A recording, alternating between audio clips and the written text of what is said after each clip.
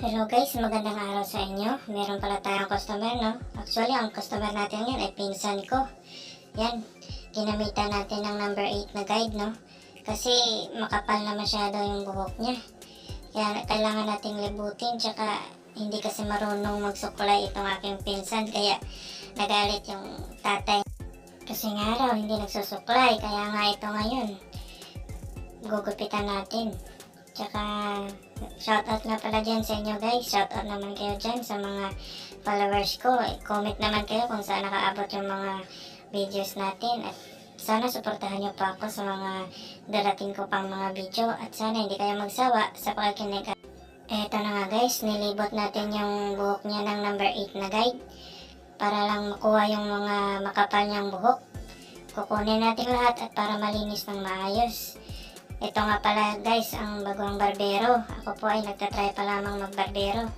Dito nga pala guys, nung natapos natin ikutan ng number 8, ginamitan ko na number 3 na guide guys. Yung number 3 na guide na ginagamit namin.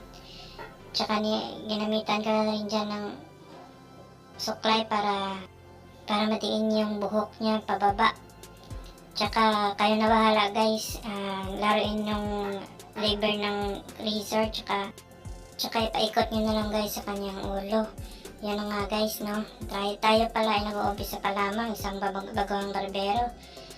Ayan guys, naglagay na rin tayo ng line up para meron tayong guide sa mga padaanan natin ng razor kung paano natin malinis yung mga kabilaang ulo niya. Yan na nga guys, sa mga nagtatanong dyan guys.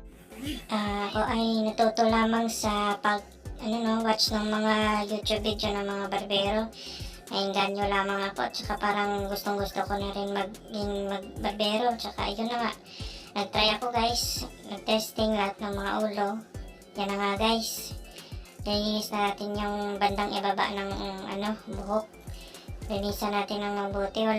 Yan pa lang yung mga gamit ko guys, yung mga expert talaga guys, marami ng mga gamit na razor, yung mga shaver nila. Yun lang sa akin guys, sa trimmer lang yung ginagamit ko.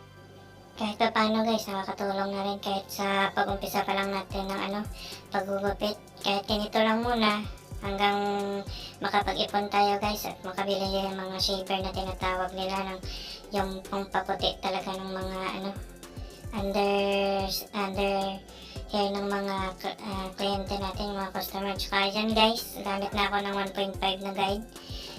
Ganoon na rin guys, ginagamit ko dyan, nag-close ako muna diba sa may bandang itaas niya. Pasensya na guys kung malayo yung video ko guys, wala kasing malapit na paglalagyan ng camera natin yung para magbi-video, no. Yan guys, yung ginagawa ko ngayon, nilalaro ko lang yung lever ng razor para sa bandang itaas niya, close tsaka open. Una-una muna ginawa ko muna nag-close lever muna ako guys. Tsaka pag dating ko sa nalinis ko sa may bandang ibaba niya, nag-open na rin ako guys para sa bandang taas. Yun na nga guys, yung pinapanood ko rin yun sa mga YouTuber guys, sinusunod ko rin yung mga ginagawa nila. Wala akong experience guys, wala talaga akong yung talagang guts lang yung meron ako guys.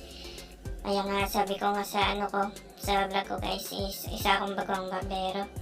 At yun guys, nagkuha na rin tayo ng number 1 na guide. Ginawa ko dyan guys, open muna na lever. Pagkatapos naman guys, i-close lever naman natin para sa may bandang ibaba. Huwag mo nang itaas guys kasi masisira yung yung unang guide mo pag nagpataas ka pa ng konti. So bandang baba lang sa may bandang part ng ng 1.5 tsaka ng line up mo. Ikot-ikot lang natin guys hanggang malinis yung bandang itaas niya. Tsaka napagabi na rin yung natin guys, gupit na kasi nag-drive pa ng tricycle yung papa niya, kaya gabi na rin sila nakapagpagupit. Okay na rin yan guys kasi nga hanggang 8 naman ako ng gabi nagko-close na aking pwesto dito, ng store ko dito.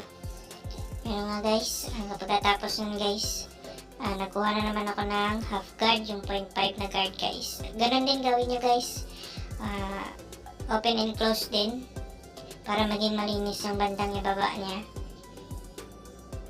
Yan, balik-balik lang para para hindi masyadong umakyat. Wag na masyadong umakyat guys, kasi lalalim na rin yung kain ng razor, kasi mababa na masyado yung guide natin.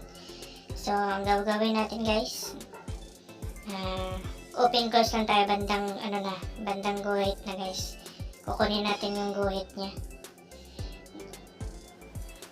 Yan na guys, ito nga guys, last part 0 na guys, open close pa rin.